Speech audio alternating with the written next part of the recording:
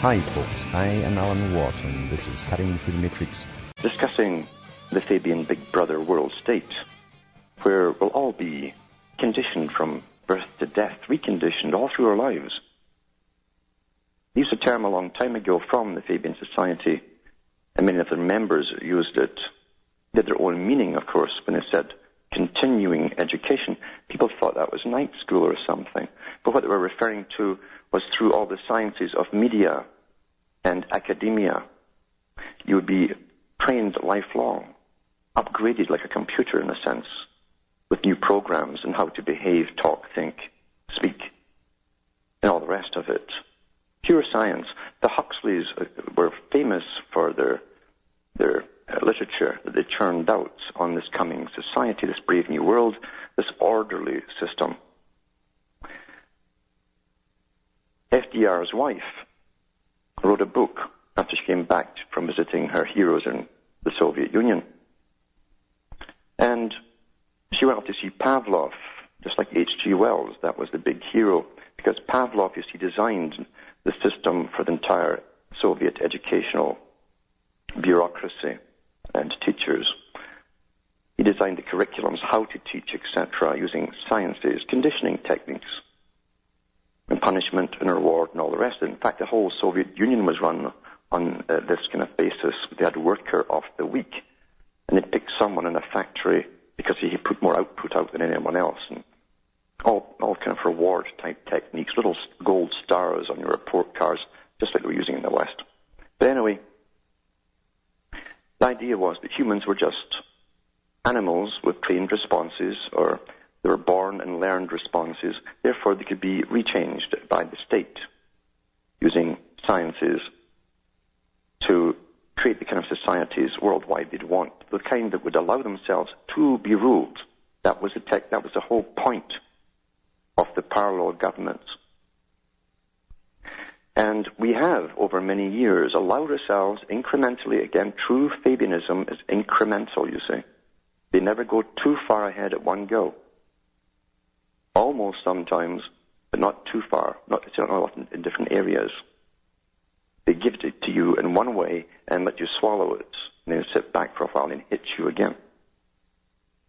Meanwhile, they're already working on the young always, because they're the up-and-coming ones, with their program, with the politically correct ideas that they will think is quite natural when they grow up into that world where they see those things coming forward.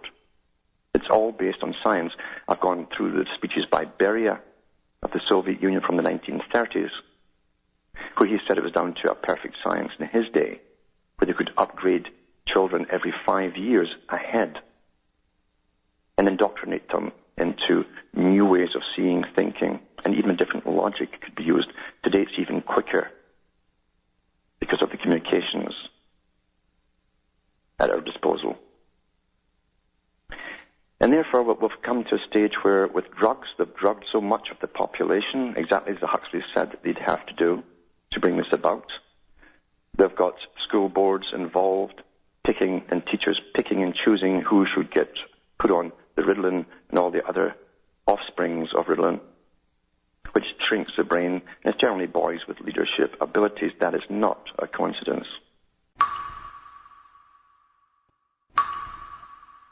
At the moment, we're going through a phase where they keep us punch drunk with crazy news. And I mentioned patterns of news yesterday. When you see patterns of news come out that makes no sense, or they seem so downright silly, where bureaucrats are interfering with people, where laws are being passed to favor rapists and stuff like that, this is meant to get you punch drunk until, literally, you can't make sense of things anymore. It's a real psychological technique.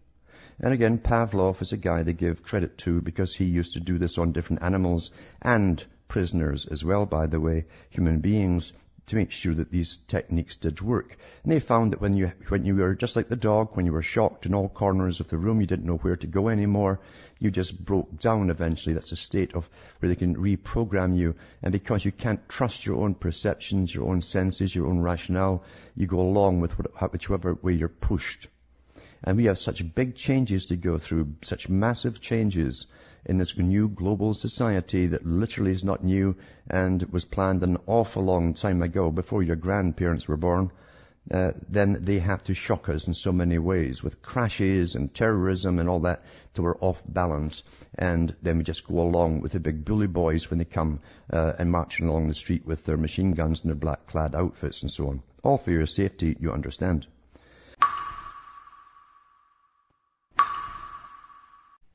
Associations, you see, are very handy to have because one leader can be put in who control the minds of millions of people. That's why they encourage associations and massive groups to form. But propaganda, as I was talking about earlier, is a technique that's used. Bertrand Russell talked about bringing in Madison Avenue, the big advertising companies, the ones who really understood how to alter the behavior of people by persuasion, mainly by understanding their weaknesses. And once you understand the weakness, you can exploit that weakness.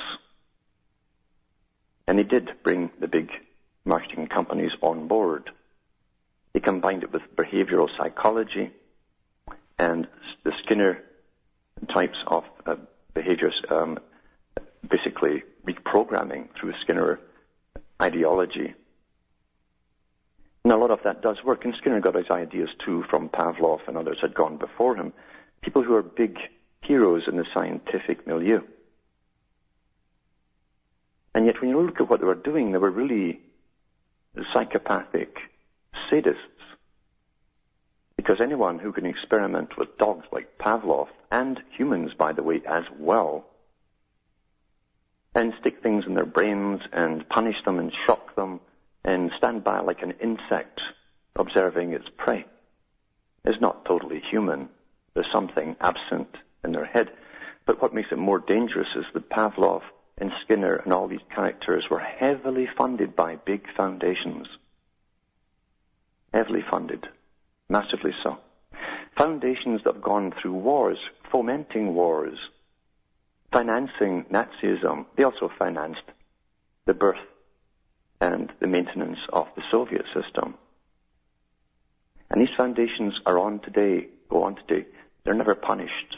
You see, they're untouchable because behind them are very old families that really run the world, including royalty.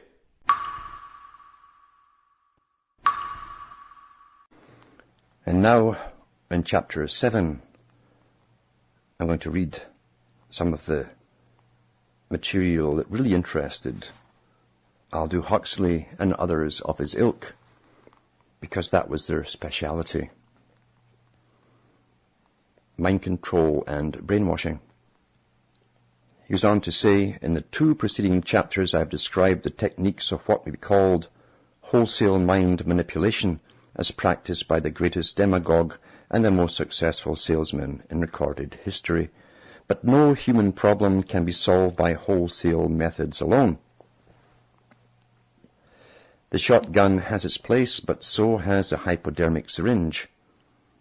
In the chapters that follow, I shall describe some of the more effective techniques for manipulating not crowds, not entire publics, but isolated individuals.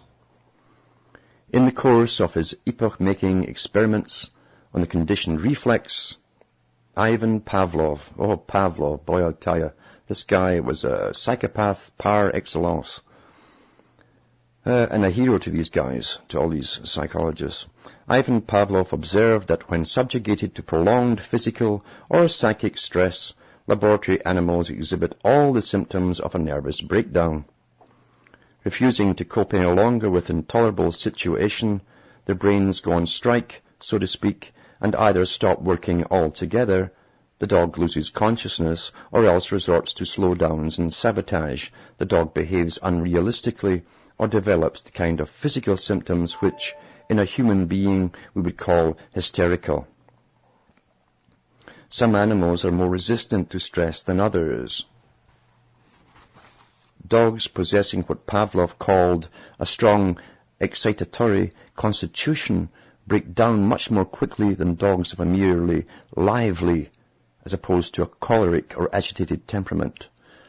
Similarly, weak inhibitory dogs reach the end of their tether much sooner than do calm, imperturbable dogs. But even the most stoical dog is unable to resist indefinitely. If the stress to which he is subjugated is sufficiently intense or sufficiently prolonged, he will end by breaking down as abjectly and as completely as the weakest of his kind.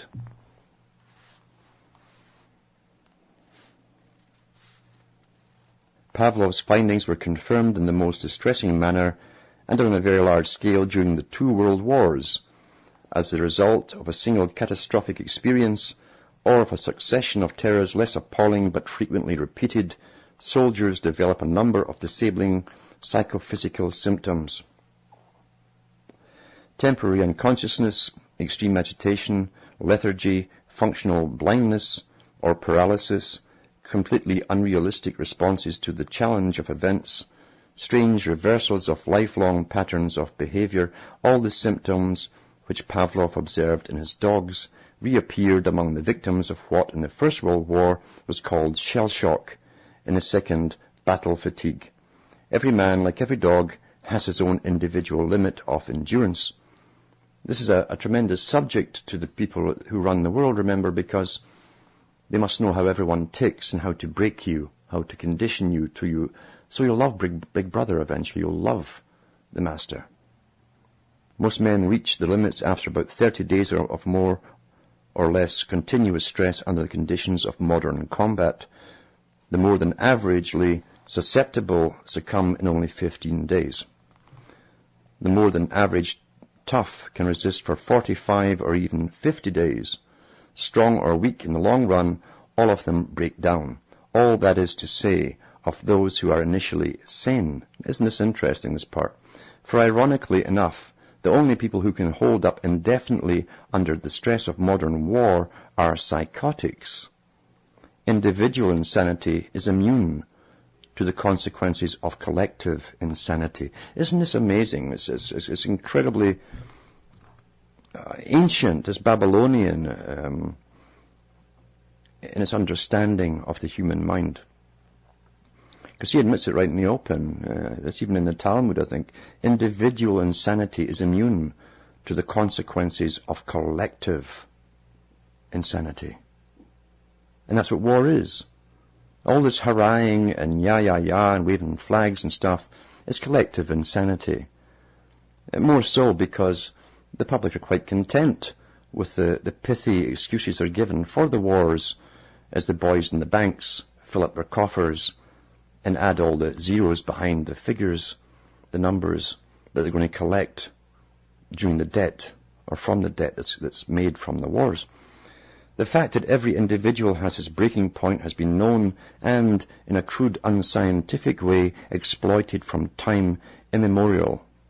In some cases, man's dreadful inhumanity to man has been inspired by the love of cruelty for its own horrible and fascinating sake. This is the sadomasochistic personality again. They worship those more powerful than themselves, give complete allegiance, but they despise the weak ones beneath them. More often, however, pure sadism was tempered by utilitarianism, theology, or reasons of state. Physical torture and other forms of stress were inflicted by lawyers in order to loosen the tongues of reluctant witnesses, by clergymen in order to punish the unorthodox and induce them to change their opinions, by secret police to extract confessions from persons suspected of being hostile to the government. Under Hitler, torture followed by mass extermination was used on those biological heretics, the Jews. For a young Nazi, a tour of duty in the extermination camp was, in Himmler's words, the best indoctrination on inferior beings and the subhuman races. Given the obsessional quality of the anti-Semitism which Hitler picked up as a young man in the slums of Vienna, this revival of the methods employed by the Holy Office against heretics and witches was inevitable.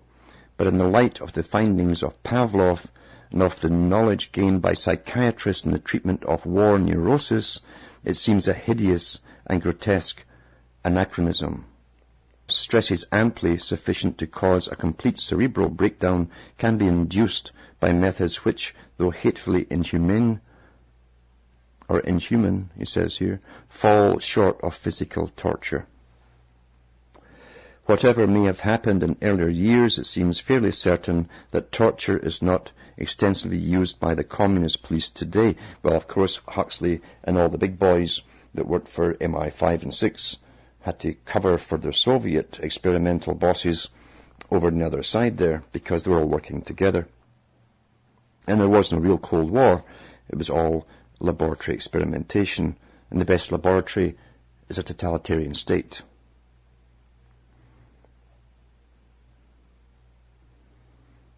He goes on to say they draw their inspiration not from the Inquisitor or the SS man, but from the physiologist and his methodically conditioned laboratory animals.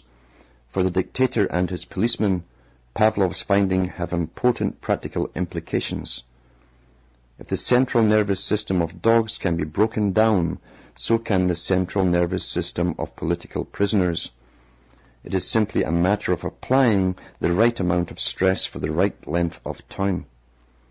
At the end of the treatment, the prisoner will be in a state of neurosis or hysteria, and will be ready to confess whatever, remember, his captors want him to confess. And that's what you saw or read in George Orwell's 1984. What the intelligent and practical dictator needs is not a patient to be institutionalized or a victim to be shot, but a convert who will work for the cause. Turning once again to Pavlov, he learns that on their way to the point of final breakdown, dogs become more than normally suggestible. This is to be applied to humans, remember. New behavior patterns can easily be installed while the dog is at or near the limit of its cerebral endurance, and these new behavior patterns seem to be ineradicable. The animal in which they have been implanted cannot be deconditioned. That's interesting, eh? In other words, these new patterns that you put into the animal in which they have been implanted cannot be deconditioned. That which it has learned under stress will remain an integral part of its makeup. Now that's why you find these old fogies that they call veterans that line up on War Memorial Days with their little caps on and their blazers that they get and they wear, and they march, or they toddle really. Some of them almost fall, and they're so proud of what they did. And if you ask them about the war, they can only repeat the propaganda that was given at that particular stressful period in their young lives. They haven't gone beyond it. They haven't gone into any other information in later years. They can only repeat the indoctrination that was given them under stress, and that was further intensified by the propaganda they received from their commanding officers and through their bulletins and so on during that stressful period. That's why that works that way. Psychological stresses can be produced in many ways.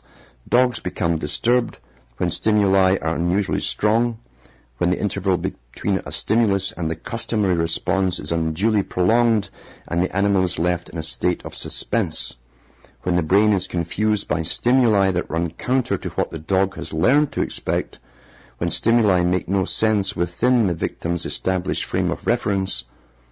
Furthermore, it has been found that the deliberate introduction of fear, rage, or anxiety markedly heightens the dog's suggestibility. That's why we're getting all this hype today about terror everywhere, and not a drop to be seen. If these emotions are kept at a high pitch of intensity for a long enough time, the brain goes on strike. And that's what you're seeing with the people today of the Western world, as they hype up the terror that we don't see happening, except we hear it all the time, and we see guys on television or newscasts running around with machine guns, dressed in black gear to protect us, very ominous looking people.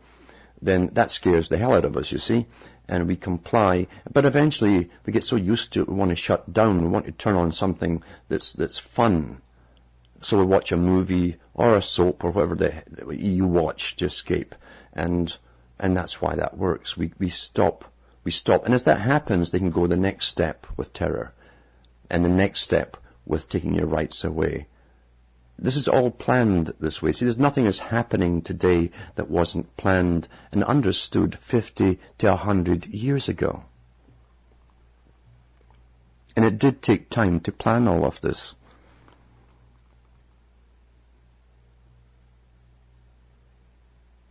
If these emotions are kept at a high pitch of intensity for a long enough time, the brain goes on strike. When this happens, new behavior patterns may be installed with the greatest of ease. They can make you go totally cashless. They can make you carry ID cards. They can make you do things and sign for everything and verify everything and give your whole life story out to everybody who demands it. And you'll do it, you see. That's what's happening today.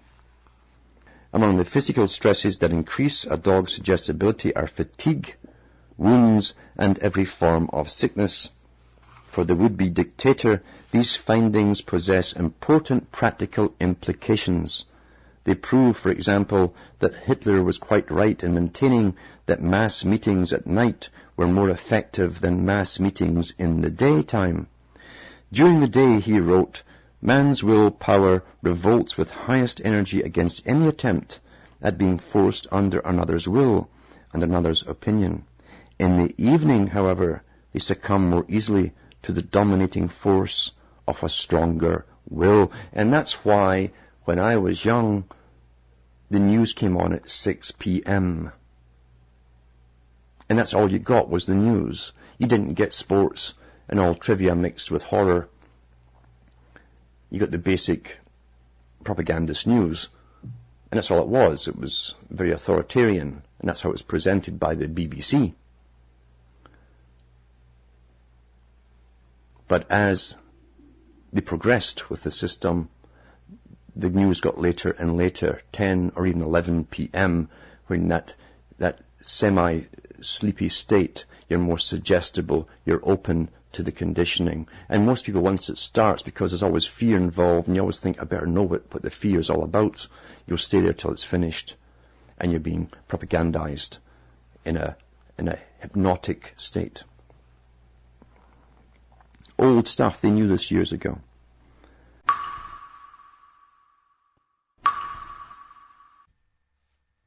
I've always said we pay for our chains.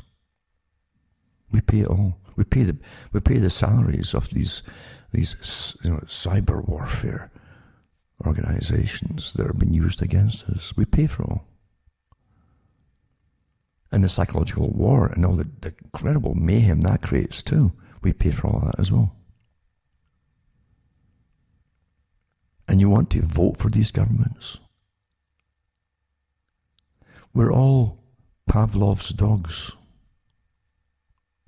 Do you understand that? We're all Pavlov's dogs. That evil character Pavlov that Eleanor Roosevelt loved. She went over to see him. She thought it's the greatest thing to humanity. The greatest thing since sliced bread, as they say. He was a genius of a man who could modify the behavior of people. You think he just wanted to train the dogs in a different way? You know? Of course he didn't. He was trying to find out if humans react to, and he didn't just use dogs, by the way, in the Soviet Union. But I mean, see, you're all dogs. You've been trained to be fearful. You know, before that, just take your little bubble of a world, you personally, and your Pavlov's dog. And so, yeah, I can go to the pub and I can have a drink, and I can go here and I can do that, and I can go to the store and I can meet friends and a little bubble. But then Pavlov says, okay, let's watch what he does now. And you have to do your usual routine. I'll go and see so-and-so tonight. And bingo, as soon as you step near this particular person's home or wherever it is where you meet your buddies, you get an electric shock. You know, and down you go. And then you get up, well, what on earth happened there? And you're still confused in the whole thing. You stagger back across that, like, down you go again. And then you go back home and you're really stuck confused. You say, well, what's going on here, you know? And then as you get up off your feet from staggering, the cops jump on you and start beating you up and beating you up and beating you up. So you associate getting beaten up and shocked with not to be where you are. See, at that person's house outside. So you go home and you say, I'm not going to go back there again. So a few weeks go by, and I'll go to Richard's house, right? And so you go to Richard's house, and it's fine, and you back and forth, and you go to other pals' houses, but except that one house where you got zapped, right? Then one day you go to Richard's house, and you get near the door, and bzzz, down you go again, right? And then the cops jump on you, they beat you and beat you, you see? And then you go back, I'm not going to Richard's house either, right? So Joe's out and Richard's out, so. And step by step, then for a while it's fine. All the rest of them are fine for a while, right? Until you get zapped of every one of them and beaten up. And then the cops say, we won't beat you up if you go there. And they point you to where you go, and it's one little dingy bar somewhere. And so you, okay, I'll go there then, right? And so you go there and you're complying with the cops. And it's fine for a year or so. Then one night you go into the bar and then bzzz, you get zapped there as well. And then you have a complete nervous collapse and nervous breakdown like the dogs did. Because now you're being everything that they want you to do. And even then it's not satisfying. You still get punished. So your mind collapses. That's all happening to you, folks. Intense, never-ending psychological warfare, including the use of the media to terrify you, not just with the COVID stories, but with the reaction of the police in different countries to the general public is meant to terrify you into compliance. And you can't please them because they've just started with their demands.